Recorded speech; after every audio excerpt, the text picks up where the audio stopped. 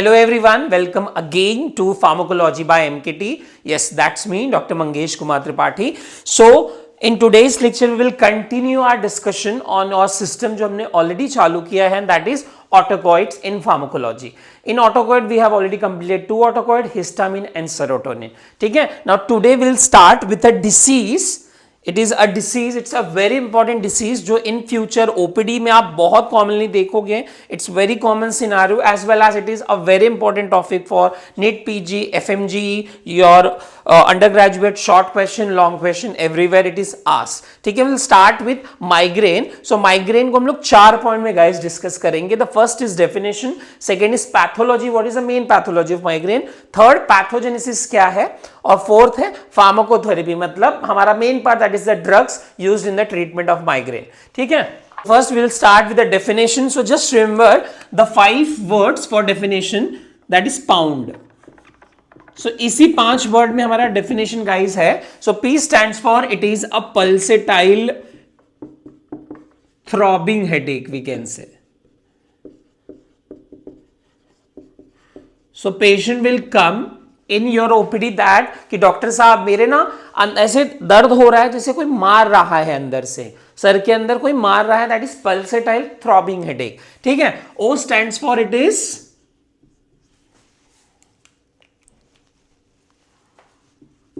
one day duration. So mostly it will last for 1 day, maybe for some time, for some minutes, for some hours, but maximum for 1 day it can last. ठीक है, U stands for unilateral, so या left sided होगा या right sided.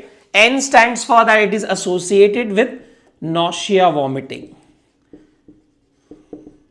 And last is because of all this symptom ना, the patient जो जिसको भी ये कंप्लेन होगी वो अपने दिनचर्या के जो काम है उसमें he will not or she will not be able to do the work, so there will be disability. Correct guys?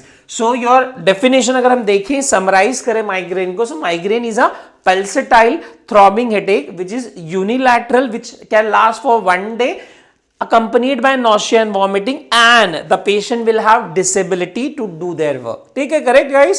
Okay, so this is all about definition. Just remember the mnemonic pound. ये 5 word हैं जिससे हम समझ जाते हैं कि migraine का ये मीनिंग है और पेशेंट को माइग्रेन आप डायग्नोज कर सकते हैं. ठीक है, सो हम लोग ने डेफिनेशन देख लिया एवरीवन. नाउ हम लोग सेकेंड पार्ट पे आते हैं, that is the main, that is a pathology. So what is the pathology of migraine?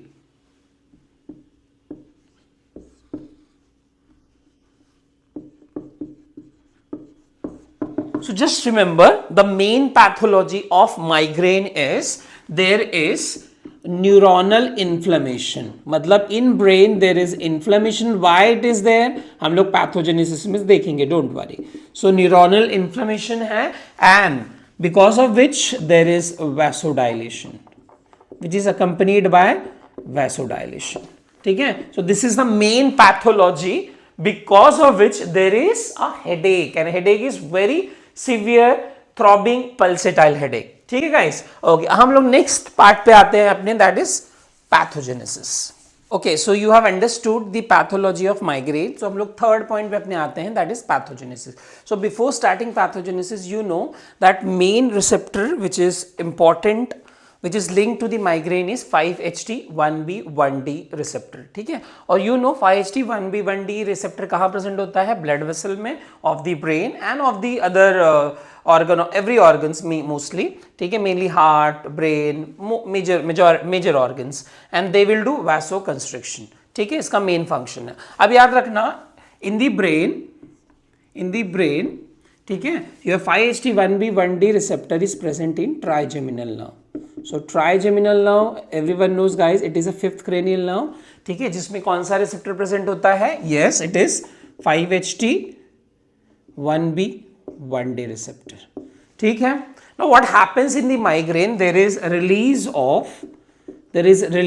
of from the trigeminal nerve mainly, there is release of inflammatory mediators जो inflammation को बढ़ाते हैं, mediate करते हैं. So inflammatory mediators are released, and the most common inflammatory mediator which is released is CGRP। आपको ये पता होना चाहिए, CGRP is very important. MCQ आ सकता है कि which is the most common inflammatory mediator which is linked to the migraine pathology, and it is CGRP। तो CGRP का फुल फॉर्म है calcitonin gene related peptide. Yes guys, it is calcitonin gene related peptide. Okay, so it is released. Also serotonin is also one of the inflammatory markers, ठीक है। Also P substance in some amount, and also prostaglandin also, ठीक है। तो जहां पे inflammation है वहां पे प्रोस्टाग्लैंडिन तो रहेगा ही, ठीक है। So this are the inflammatory mediators जो रिलीज होते हैं फ्रॉम ट्राइजेमिनल नर्व, ठीक है। अब क्या करेगा हमारा 5HT1B1D रिसेप्टर जो प्रेजेंट है, ठीक है, ब्लड वेसल में प्रेजेंट है, वो क्या करेंगे, वैसोकंस्ट्रिक्शन। सो ब्लड ब्रेन में जो एंड आर्टरीज हैं गाइस, एंड आर्टरीज और वेन्स क्या हो जाएंगे, वैसोकंस्ट्रिक्ट। सो आर्टरी भी वैसोकंस्ट्रिक्ट हो जाएगी, वेन भी वैसोकंस्ट्रिक्ट हो जाएगी। सो एंड आर्टरी क्या, फिर mostly they have the compensatory mechanism. And artery का क्या करते हैं, they will form a shunt, ताकि ब्लड सप्लाई प्रॉपर आर्टरी से वेन की तरफ जाए, ठीक है। सो ब्लड फ्लो आर्टरी से वेन की तरफ जाए, and this is called AV shunt. So and artery will form a AV shunt, and now in migraine what happens, there is vasodilation, ठीक है। in migraine this shunt gets dilated, तो shunt means the blood vessel itself, the shunt gets dilated, that is vasodilation of shunt occur, and ये vasodilation है guys। vasodilation की वजह से patient को क्या सिम्टम आ रहा है, vasodilation हो रहा है ना, छोटा सा शंट बढ़ते जा रहा है, तो पेशेंट को क्या कंप्लेन होगी, पल्सेटाइल, जैसे अंदर से बीच बीच में कोई थ्रॉब मार रहा है, हेडेक हो रहा है, that is pulsatile throbbing headache. So pulsatile throbbing headache in migraine occurs because of the dilation of AV shunt, ठीक है।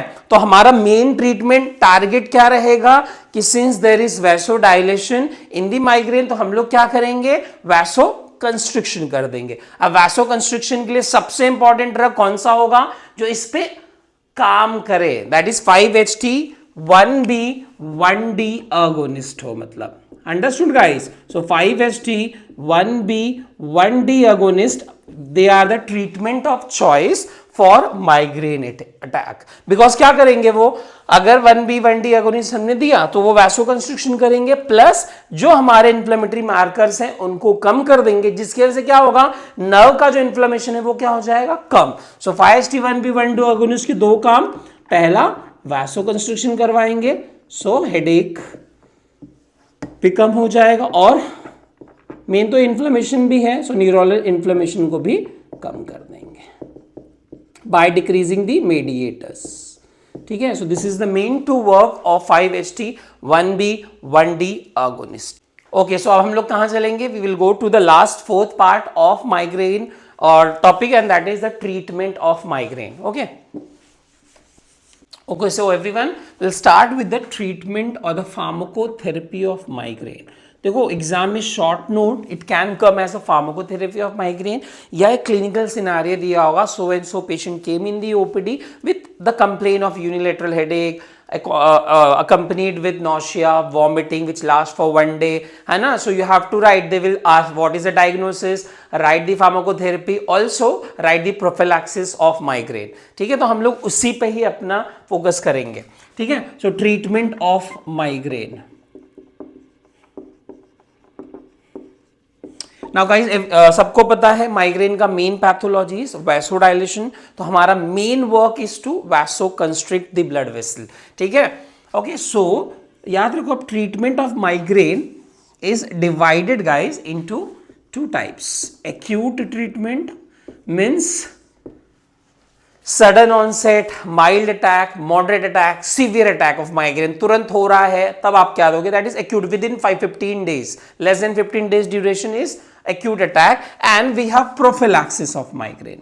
prophylaxis मतलब कि भाई पेशेंट को कंटिन्यूस हर महीने 5 दिन 7 दिन तो हेडेक रहता ही है, तो हम लोग क्या करेंगे, will give a long term treatment, and that is called as prophylaxis of migraine, ठीक है गाइस।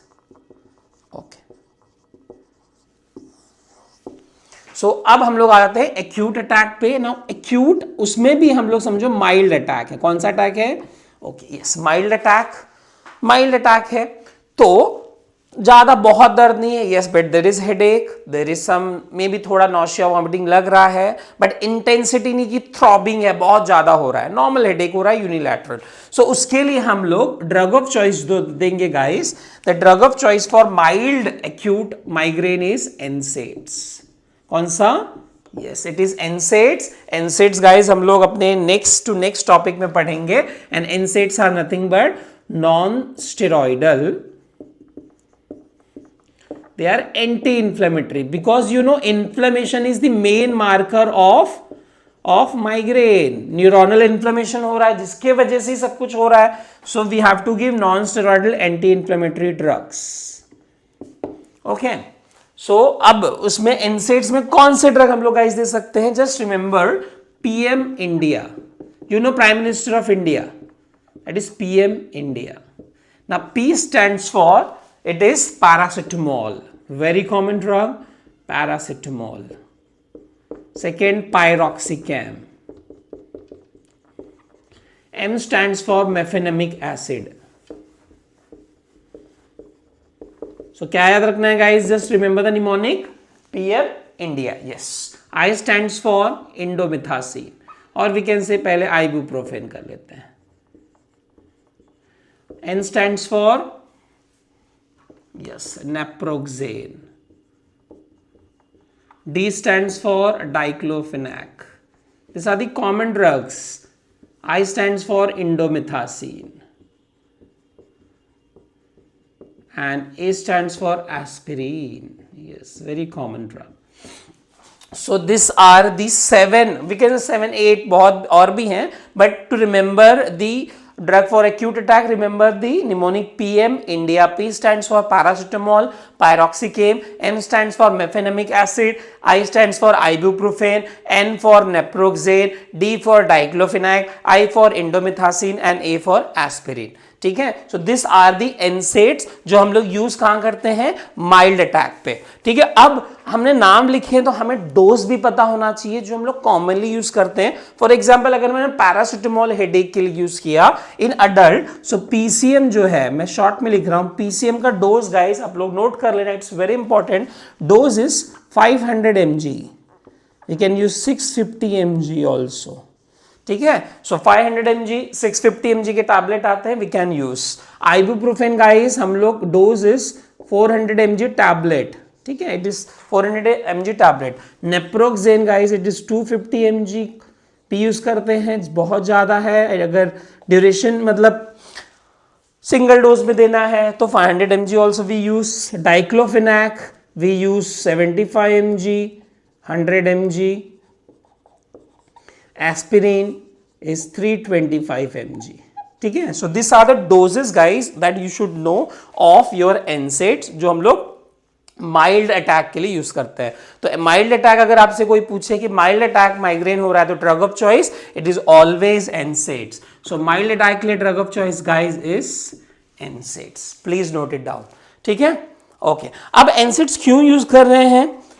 ठीक है, बिकॉज एवरीवन नोज, हमने एक और मेडिएटर पढ़ा था that is prostaglandin. So prostaglandin भी एक मेडिएटर है जो क्या कर रहा है?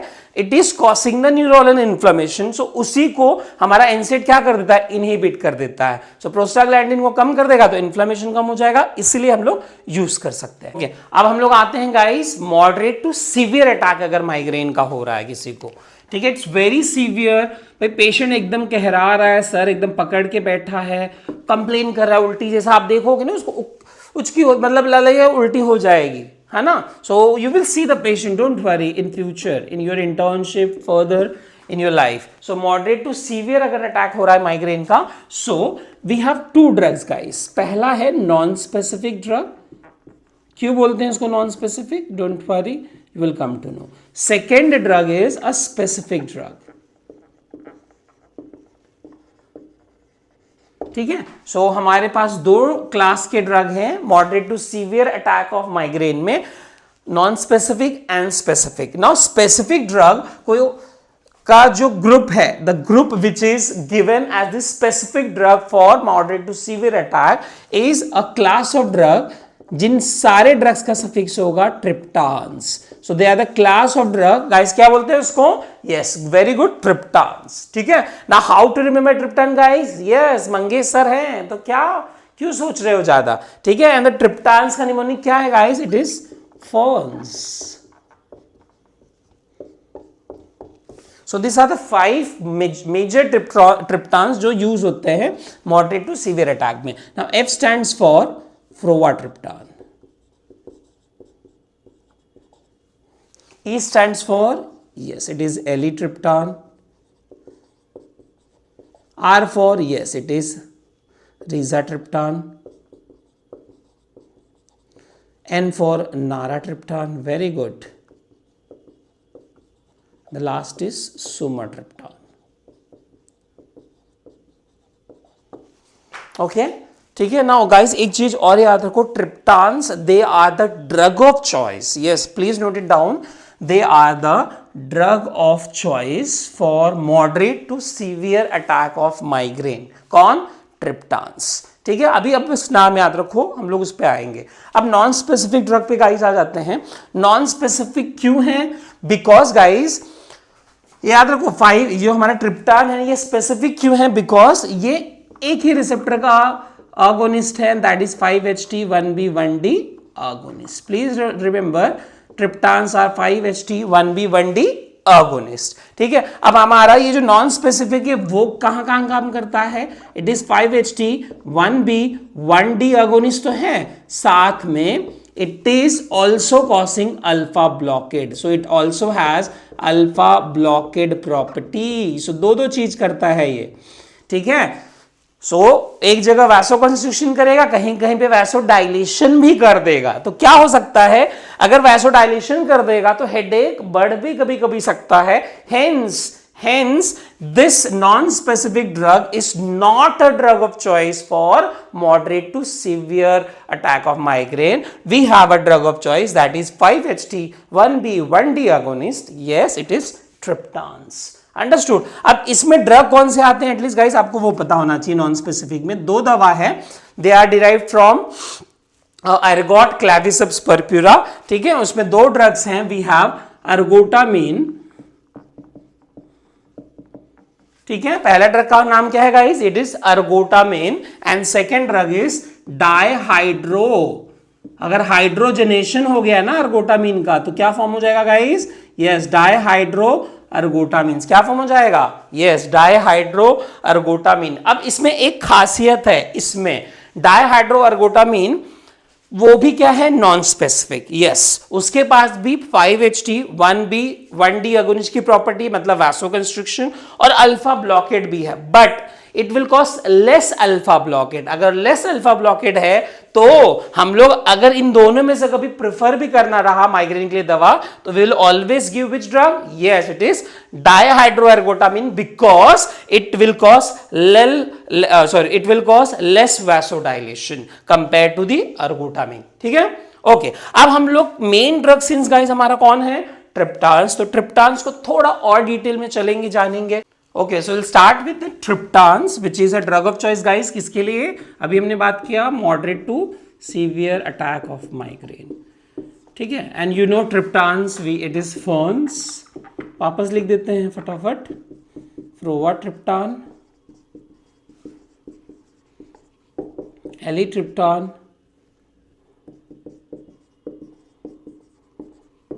रिजाट्रिप्टान, naratriptan.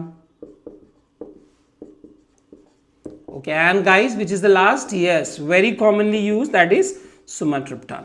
Out of this 5 triptans guys, the most effective, please remember यहाँ पे आप लोग लिख लेना, the most effective is elatriptan.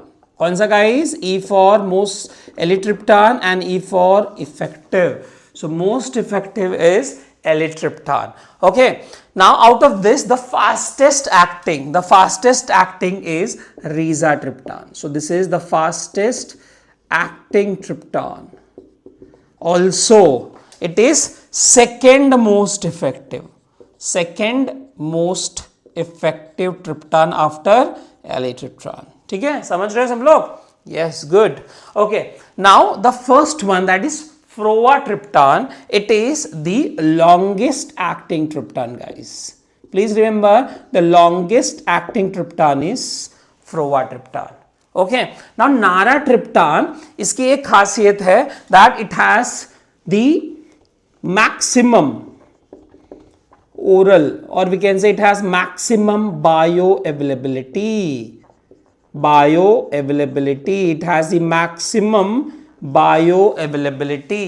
This naratriptan, out of all triptans, the maximum or the more we can say bioavailability is of naratriptan. Okay, now sumatriptan, इसमें क्या खासियत है? It is the most commonly used triptan. Why it is most commonly used triptan for migraine attack? You just remember that sumatriptan is the only triptan जिसके हर root से, मतलब जिसे हर root से दिया जा सकता है। स्टार्ट करो ऊपर से। So it can be given from oral route. Yes, it can be given through sublingual route. Yes, it can be given through intranasal route. Yes, it can be given through subcutaneous route. Yes, it can be given through transdermal route. Yes, it can be given through rectal route. अब देखो guys, सारे root से दवा दी जा रही है। Hence it is most common drug which is used for moderate to severe attack of migraine. ठीक है, ओके। अब आपको ना डोज भी थोड़े थोड़े पता होना चाहिए सभी के, जो मोस्ट कॉमन ड्रग है हमारा। And the most common drug here is sumatriptan. Sumatriptan का गाइस डोज इज, अगर मैं ओरल दूं, ठीक है, मैं यहां लिख ले रहा हूं, ओरल सुमाट्रिप्टान अगर दूं, it is starts from 25 mg and day में हम लोग 50 mg भी देते हैं माइग्रेन के लिए, बीडी जैसा अटैक है। Okay, and subcutaneous, please remember it is 0.6 mg subcutaneous. ठीक है, ओके। इंट्रानेजल भी बहुत बार यूज करते हैं, and intranasal route is 40 milligram intranasal route. ठीक है guys, so this are the doses of sumatriptan जो हम लोग कॉमनली यूज करते हैं माइग्रेन अटैक में। ठीक है, अब eletriptan guys it is most effective, तो इसका डोज भी पता होना चाहिए। इट इज 20 to 40 mg. Please write it down. Yes, it's very important. So एलिट्रिप्टान कितना गाइस? 20 से 40 mg. Okay. Now रिजाट्रिप्टान जो है, इसका डोज, रिजाट्रिप्टान का डोज मैं यही लिख देता हूं नाम के नीचे। रिजाट्रिप्टान is 10, the dose of rizatriptan is 10 to 20 mg. ठीक है, so 10 to 20 mg. Now नाराट्रिप्टान का guys dose is 1.5 mg to 2 mg. So these are the doses of different drug guys. ठीक है, सो आपको सारे डोज तो सबकी जरूरी नहीं याद रखना, बट नाम सबका पता होना चाहिए, and dose you should know of sumatriptan, और कौन कौन से रूट से वो दिया जाता है गाइस। ठीक है, अंडरस्टूड।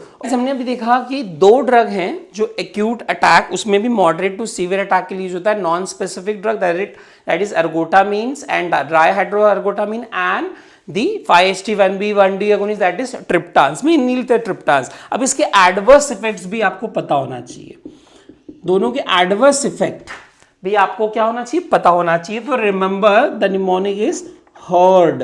क्या निमोनिक है guys? Here it is heard.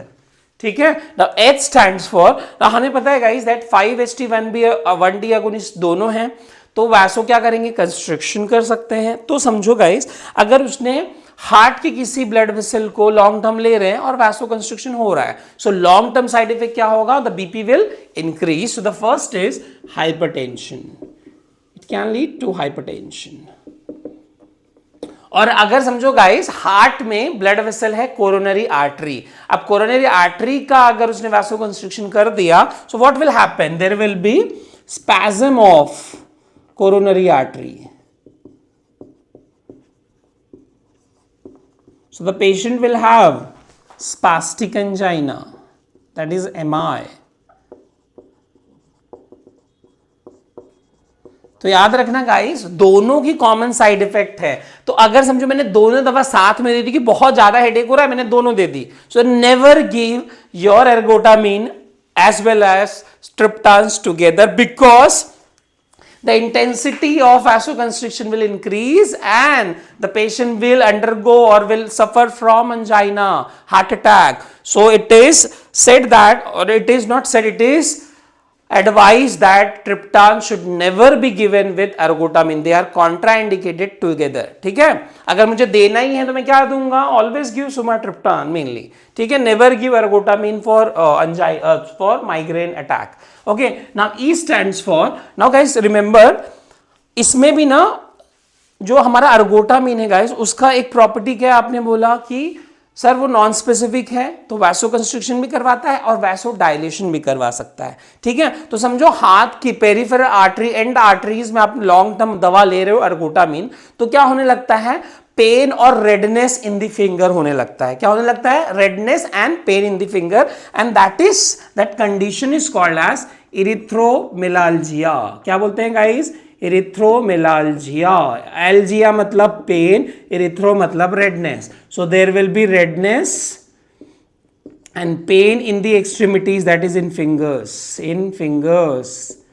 and most common with ergotamine, not with triptans, not very common.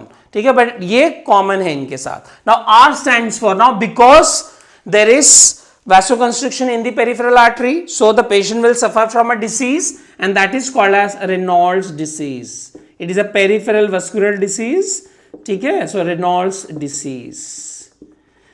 और द लास्ट डी गाइज, अगर बहुत समय तक मैंने एर्गोट दे दिया है किसी भी पेशेंट को, तो क्या होने लगेगा पता है, वैसोकंस्ट्रिक्शन इतना ज्यादा होगा एंड आर्टरीज का, सो धीरे धीरे वो एरिया क्या होने लगेगा, नेक्रोज्ड, मतलब डेड होने लगेगी, and that is called as dry gangrene. क्या बोलते हैं guys, dry gangrene, and this is very common, मतलब it is the most hazardous and dangerous side effect of the ergot amines. ठीक है, so dry gangrene is a dangerous side effect of ergotamine. ठीक है, दोनों के common side effect अगर हम देखें, सो हाइपरटेंशन हो सकता है, स्पास्टिक एंजाइना हो सकता है, बट अगर इंडिविजुअली एर्गोटामिन का सिर्फ अगर मैं देखना चाहूं तो इससे वो चारों चीज हो सकती है। So always avoid ergotamine where in the migraine attack, always give triptans. ठीक, understood, this is all about adverse effect. अब हम लोग आगे चलते हैं, एक और ड्रग है, देखते हैं क्या है वो। सो नेक्स्ट क्लास पे आते हैं जो एक्यूट अटैक में गाइस दे सकते हैं, और वो क्लास का नाम है 5-HT1F अगोनिस्ट ड्रग। ठीक है, सो ये भी हम लोग ना acute moderate to severe attack में दे सकते हैं, and the very common drug which is recently approved, and the drug name is lasmiditan. Guys क्या नाम है इसका, yes it is lasmiditan, and the dose of lasmiditan guys is 50 mg. This is oral, that is tablet form. So lasmiditan is 5-HT1F agonist. हमारा triptan क्या थे, 5-HT1B 1D agonist. दोनों वैसोकंस्ट्रिक्शन करा रहे हैं, ये भी वही कराएगा, बट इसका जो सब टाइप है वो अलग है। सो lasmiditan is oral 50 mg. अब इसका एक एडवांटेज है गाइस ओवर योर ट्रिप्टान्स। क्या एडवांटेज है, you know 5-HT1B 1D agonist क्या करवा सकते हैं, कोरोनरी आर्टरी का वैसोस्पैज्म। सो ये इसका मेन एक एडवांटेज है that it will cause less vasoconstriction, so it will cause less vasoconstriction. So what क्या एडवांटेज होगा, so long term adverse effect like coronary spasm, coronary artery का स्पैज्म का रिस्क क्या हो जाएगा गाइस, लेस हो जाएगा। So long term adverse effect like coronary artery spasm, risk decreases. क्या हो जाएगा, it decreases.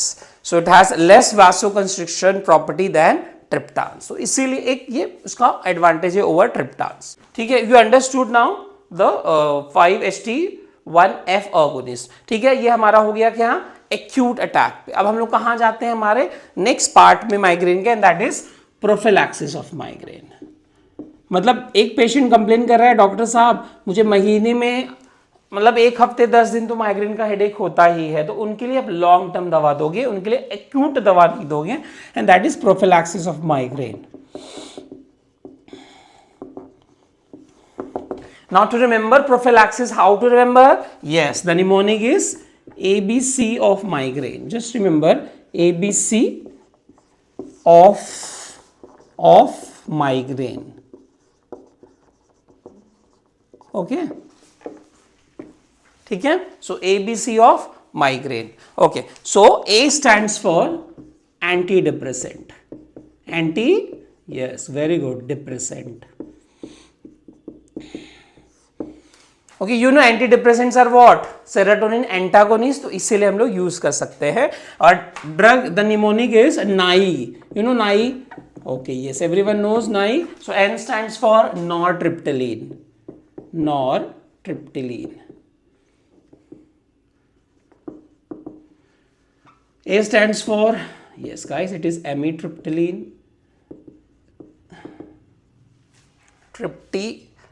Amitriptyline, and I for imipramine. और इसमें सबसे कॉमन गाइस नो प्रोफिलैक्सिस के लिए हम यूज करते हैं एंटी डिप्रेसेंट में, it is amitriptyline, and the dose of amitriptyline is tablet amitriptyline 12.5 mg का भी टैबलेट आता है और 25 mg का भी. तो किसी को लॉन्ग टर्म ट्रीटमेंट देना है तो यू कैन गिव एमिट्रिप्टिलिन. ठीक है. ओके, सो ये पहला ए था. आप लोग सेकेंड ए पे आ जाते हैं guys, and second A is anti-epileptic. And which are the anti-epileptic? Sodium valproate, topiramate, and gabapentin. They are not very commonly used, but we can use for prophylaxis of migraine. ये तीन हमारे कौन है? Anti-epileptic. ठीक है. Now B पे guys आ जाते हैं, and the B is your beta blocker. Yes guys, it is beta blocker, and the beta blockers are, just remember PTM. You know parents teacher meeting होती है, सो पीटीएम से याद कर लो आप लोग बीटा ब्लॉकर को. P stands for which beta blocker? Yes, propranolol. Yes, then we have timolol, then yes, metoprolol, prolol. Lol is the suffix of all beta blockers, so propranolol, timolol and metoprolol. Now out of this all drug, the drug of choice for prophylaxis of migraine is beta blocker. उसमें भी कौन सा? propranolol. Please write it down that propranolol is a drug of choice for prophylaxis of migraine, and the dose of propranolol जो हम लोग use करते हैं किसके लिए? prophylaxis of migraine के लिए is 20 mg tablet या 40 mg tablet, very commonly used. Please note it down. Okay, now C stands for calcium channel blocker. Calcium channel blocker.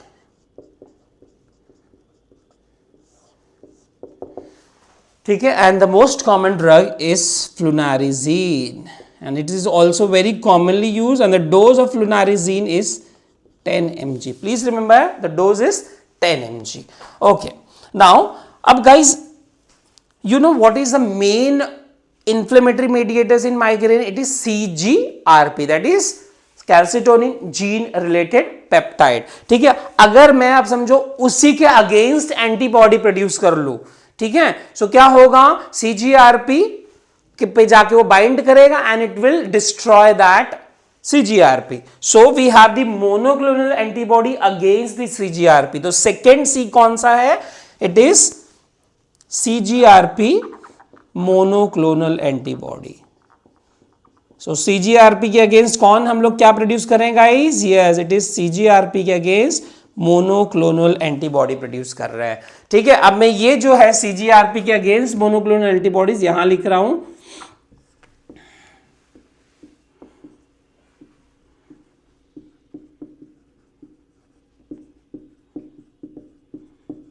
Now remember just 3 alphabets. Mnemonic is EFG. क्या remember mnemonic है guys? It is EFG. So E stands for Erinumab, and second E stands for Eptinezumab.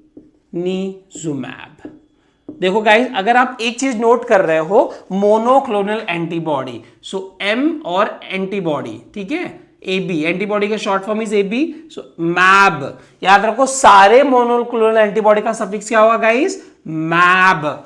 So erenumab, eptinezumab. Now F stands for fremanezumab. क्या नाम है? Fremanezumab. Yes, very good. G stands for galcane, गलक्यानिजुमैब।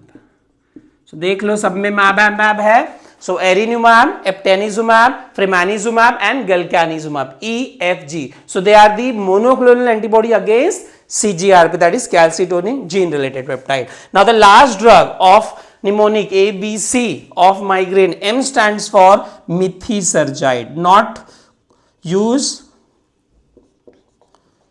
it's not used. It is also antipsychotic, नहीं use करते हैं. It is anti serotonin, antipsychotic drug नहीं use करते हैं because it causes pulmonary fibrosis as a side effect. So it is not used. Pulmonary fibrosis as a long term effect, serious side effect है तो not used. So methysergide is what? It is a antipsychotic drug जो anti serotonin भी है but not used because it causes pulmonary fibrosis. ठीक है guys. So prophylaxis of migraine में हमने क्या क्या देख लिया? ABC of migraine, A for anti depressants, A for anti depressant, A for anti epileptic. ठीक है, A for anti depressant, A for anti epileptic, B for beta blocker, C for calcium channel blocker and C for monoclonal antibody against CGRP and M for methisergide. Now who is the drug of choice for prophylaxis of migraine? Yes guys, it is the beta blocker. And which beta blocker? Propranolol. What is the dose? 20 to 40 mg. Yes. What is the drug of choice for moderate to severe migraine attack? Yes, it is triptan. Triptan में भी कौन सा triptan? सुमाट्रिप्टान. ठीक है. Now guys, there is a drug जो ना हम लोग acute attack में भी यूज कर सकते हैं और prophylaxis में भी यूज कर सकते हैं. वो कौन सा ड्रग है उसको समझने के लिए बस आपको ये पता है who is the main mediator? CGRP. Sorry. So CGRP guys you know is the main mediator of your migraine. अब अगर मैंने इसके अगेंस्ट एंटागोनिस्ट प्रोड्यूस कर दिया तो CGRP एंटागोनिस्ट. हमने एक CGRP पढ़ा इसके पहले प्रोफिलैक्सिस में. वो क्या थे? CGRP के अगेंस्ट मोनोक्लोनल एंटीबॉडीज थे. अब ये क्या है? एंटागोनाइज कर दे, उसके एक्शन को ही एंटागोनाइज कर, उसको खत्म नहीं करेगा, उसके एक्शन को एंटागोनाइज कर देगा. And this is called CGRP antagonist and the mnemonic is euro. क्या निमोनिक है guys? Yes, it is euro. Okay. Now what is euro? It is ubrogepant. Ant मतलब antagonist. You can see ant, antagonist है ये. ठीक है. सो they are अर्गोजिपैंट, pant, रिमीजिपैंट और राइमजिपैंट आप बोल सकते हैं. And the last is euro. ठीक है, ऑल्सीजिपैंट.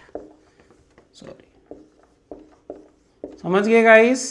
सो दे आर अर्गोजिपैंट, रिमीजिपैंट और rimegepant and olcegepant. They are also given orally. They can be given orally. So but कहां यूज कर सकते हैं? Yes, it is for acute as well as prophylaxis. ठीक है guys. सो हम लोग कहां यूज कर सकते हैं ये ड्रग? यस, हम लोग एक्यूट अटैक में भी यूज कर सकते हैं और प्रोफिलैक्सिस में भी यूज करते हैं. But it is not very commonly use drug. But which is the most common use drug guys? It is yes triptans for severe attack and for mild attack it is NSAIDs. ठीक है guys, understood? So with this guys we are completing the topic of migraine. ठीक है, that is a topic related to the serotonin receptors. ठीक, okay. So thank you so much guys for today's lecture. Hope you are enjoying the lecture. So guys please पढ़ते रहो, enjoy करते रहो, learn करते रहो और कुछ भी डाउट है तो कमेंट सेक्शन में आप प्लीज कमेंट करते रहो. Thank you so much guys. और किसी ने कुछ एडवाइस भी अगर कमेंट में दिया है so we are also rectifying, we are also trying to rectify that mistake जो आप लोग एडवाइस भी कर रहे हो. हम लोग उस पर भी देख रहे हैं, ध्यान दे रहे हैं. ठीक है, तो ऐसे ही अपना अपना प्यार बनाए रखो guys. Thank you so much. मिलते हैं हमारे नेक्स्ट दमदार लेक्चर में. तब तक के लिए थैंक यू सो मच.